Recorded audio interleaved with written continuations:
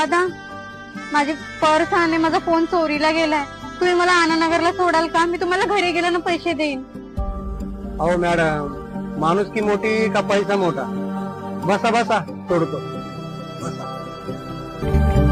राख राख झालं खळ पेटली सुडी, पुन्हा जीव पेरलाया बरडावरी. पोट अन पर्स दादाच्या साईडला घ्या. दादा,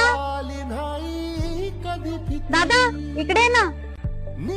हॅलो, दादा, माझी बॅग आणि ना फोन चोरीला गेले. ते तुला नंतर सांगते मी. माझ्या दादाचे पैसे. किती झाले? पैसे राहू द्या हो साहेब, फक्त एवढं सांगायचंय, रिक्षावाले सगळेच वाईट नसतात.